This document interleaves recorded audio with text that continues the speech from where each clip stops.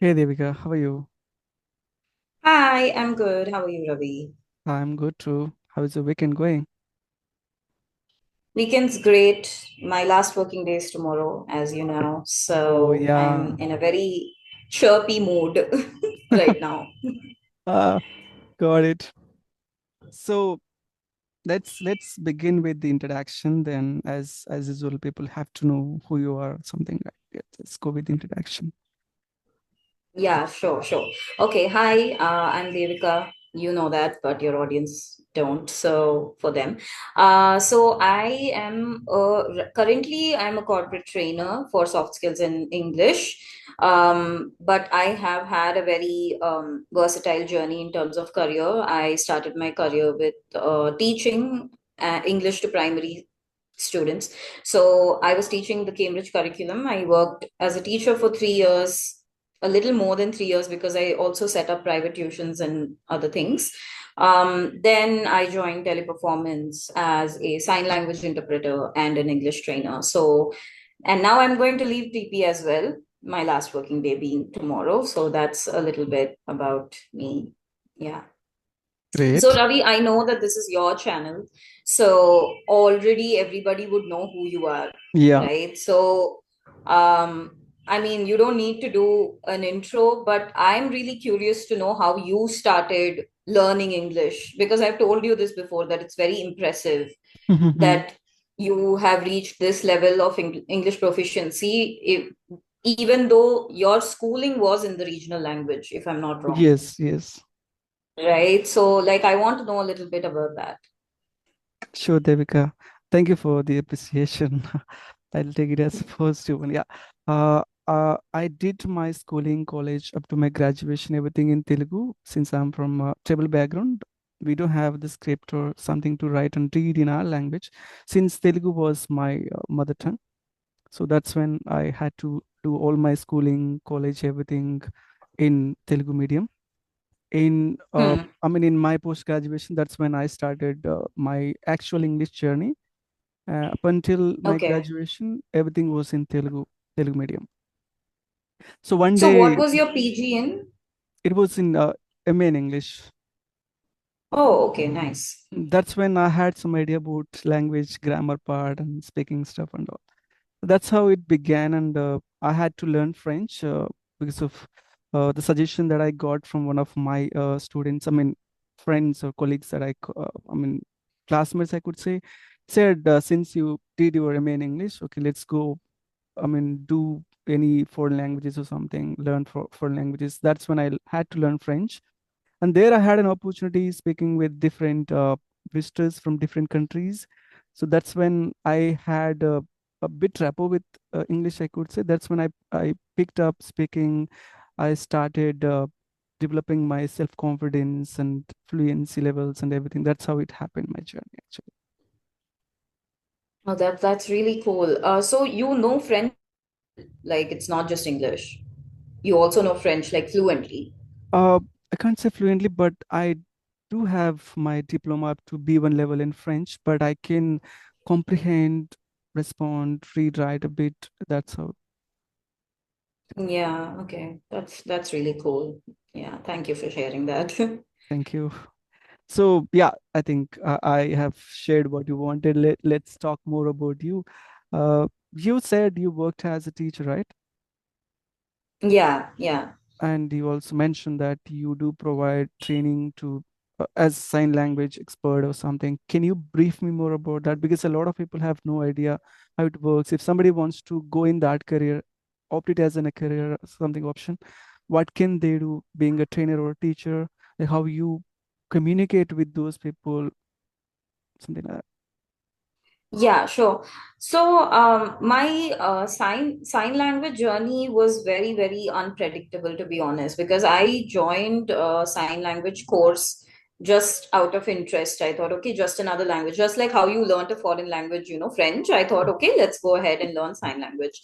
Huh. And since we are in India, I learned Indian Sign Language, and I enrolled for a class. So I did that with Deaf Enable Foundation. Their headquarters is in Hyderabad, and they offer virtual classes, sign language classes. Hmm. And the great thing about those classes is that the language is entirely taught by a deaf instructor. Hmm. So there is no way for you to use spoken language to communicate with your instructor. You will have to default to sign Yeah. languages like immersion learning, Huh. right? Huh. Huh. So I did that course. I did a beginner's course, which is just for 1 month. And then actually what happened is that I got really interested in it. And then I set up a sign language club in the school I was working in to Hmm. create more awareness about this. And then, to encourage kids to learn sign language because in America, there is a lot of programs like learning sign language from school onwards for Hmm. inclusion, Yeah. because even if deaf kids are there in the class or something, people can learn, interact with them. But in India we don't have that. Like, a lot of people don't even have an awareness that Yeah. India has a sign language called Indian Sign Language, right? Agree. Yeah. So I thought I'll create a club to raise awareness. And the thing is, raising awareness with kids is the best thing to do because Huh. kids are very open-minded, Yeah. Yeah. right? Yes. They're not like adults who come with their own like Hmm. preconceived opinions and things Yeah. like that. So they are very open minded and they're very curious. They also have more time than adults Hmm. do. Like, adults may think, oh, okay, I would like to learn sign language. I've had so many people come up to me and be like, oh my god, where did you learn it? I also want to learn it. And then Huh. I give them all the contacts and how to enroll and everything. And it's a very affordable Huh. process because this sign language course is just like 3,000 to 5,000 Oh. for that. Yeah, the first certificate, beginner certificate, is just up 3,000 to 5,000, and Hmm. the intermediate certificate is about 9.5K, Hmm. Hmm. right? So it's very affordable. And then I follow up and they were like, yeah, we don't have time and this and that. They'll make these Excuses. Yeah. excuses. But Yeah.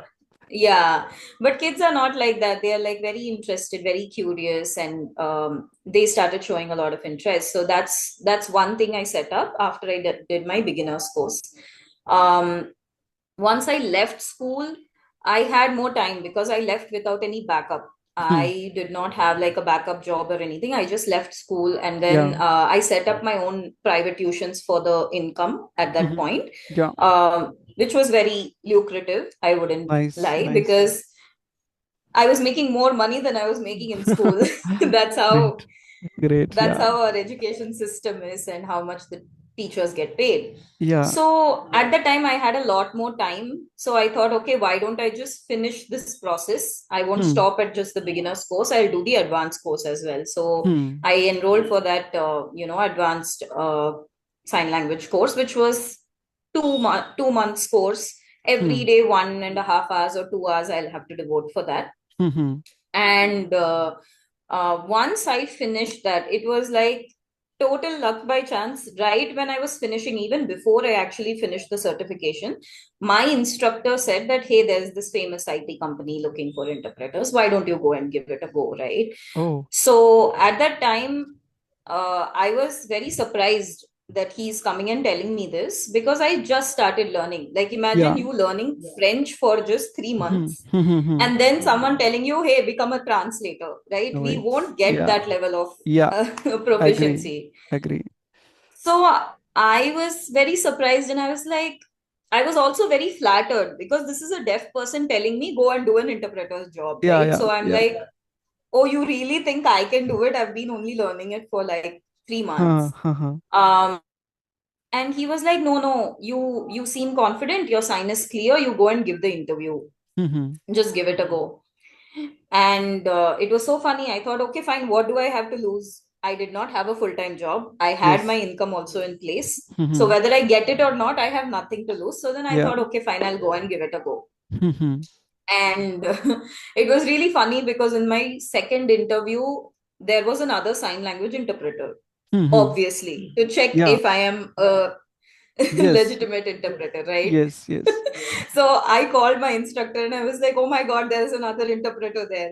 And Huh. he's like, yeah, obviously there'll be another interpreter there. Why are Yeah. you worried? You are also an interpreter. So Huh. be confident and you do it. So luckily I got the job and I got to train a batch of deaf employees in TP. Great. So that was honestly, that gave me a lot more exposure into sign language than the course. Because if you think about it, the course was just 3 months long. The only deaf person I had interacted in that span was my instructor, and Oh. no other, deaf person, or because Hmm. I didn't know any other Yeah. people. Hmm. And but then once I got into TP and I had to train this batch, I got to interact with the entire batch, and I learned a lot about sign language. That even though I've learned Indian Sign Language, the standard version, it is not the standard version that they use across. Yeah. Yeah. Like, yeah, so like just like in language there are dialects, Hmm. Hmm. Hmm. Telangana Sign Language is a little unique. True. True. So if I use some signs in the standard Indian Sign Language, maybe they won't understand it. So I Yeah. had to sort of adapt to the Hmm. Hmm. whatever Indian Sign Language they use in Telangana, Yeah. right? So all of that was very interesting for me. But since you are asking about, to explain exactly what it is, because a lot of people get confused, I want to explain that I'm not a sign language trainer. I don't teach people sign language, Hmm. Hmm. right? So I'm a sign language interpreter. I only interpret and act as a medium of communication between Hmm. deaf people and hearing people. Hmm. Hmm. Hmm. So I am not certified to teach sign language. Yeah. Like, I'm Yeah. not supposed to do that Hmm. because it is a language of the deaf community, Hmm. right? Hmm. And it's Hmm. the few job opportunities that deaf people have, that they can teach this sign Yeah. language, right? Yeah. So Yeah. as a hearing person, it would be very unethical for me to go and teach sign language. So I'm Okay. only an interpreter. Yeah. Nice. So let's talk about. Thanks for sharing that process and all. Let's talk about your English journey. At what age did you actually have the interest in English, and why you wanted to be in teaching profession? Sure. So, see, at what age, like, as in, if you're talking about learning, I don't really have like a learning story of English, because growing up, English was all around me anyway. Hmm. And in my house, there was this rule that we used to follow, that to foster language learning, that I'll talk to my mother only in English. Oh. I'll talk to my grandmother only in Tamil. I'll talk to Huh. my sister only in Hindi. Hmm. And my dad was supposed to teach me Malayalam. That did not happen. So it's a So multi-language family then. yeah, it's like that. My father is a little, like, he was born and raised in Kerala, so then he knows Malayalam and Tamil both. Hmm. So the idea was that I have like a holistic language learning environment where I learn all three languages together. Hmm. So I don't think I ever consciously learned English. I Hmm. acquired it Hmm. naturally, Hmm. just Hmm. like a first language. Hmm. Just the way I acquired Tamil, I acquired English also. But when I consciously got interested in it was in my master's. So after Okay. my bachelor's, I did my bachelor's in electronic media, which is Hmm. basically like filmmaking, Hmm. television production, radio jockey, Hmm. Hmm. all of everything, all of multimedia. Yeah. And I did not know what to do after that, because I wasn't interested in like one part of Huh. multimedia passionately. So I took a gap year. And in that time, I did a lot of volunteering. Like, I went and taught in shelter homes. I Hmm. volunteered with some NGOs. I took some home tuitions. Randomly, I went to a school near my house and I said, "Why don't you give me a job? I can Oh, teach English, math, science." Right? nice. For primary, I can teach English, math, science. It's Hindi also I can teach, so there is no problem. So I said, "Why Great. don't you give me like a job?" Hmm. Um, and I was saying that you can just give me a substitute teacher job. It doesn't have to Okay. be full time. Ha ha ha. Whenever a teacher is on leave, I can come in and take your Hmm. classes. Hmm. Right.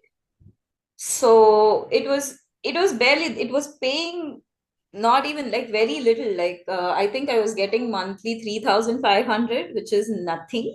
Yeah, yeah, Right. yeah, yeah.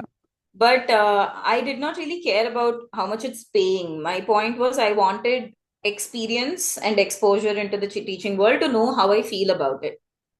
Hmm. So in that gap year, I realized that okay, teaching is really, really fulfilling, and it's it's really satisfying feeling when you can see that you're able to help a child discover things on their Yeah. own, right? Yeah. Because Yeah. it's not really about imparting knowledge, it's about facilitating learning and, helping kids Yes. discover new knowledge themselves. And Hmm. it's very, very satisfying, and the results are always immediate.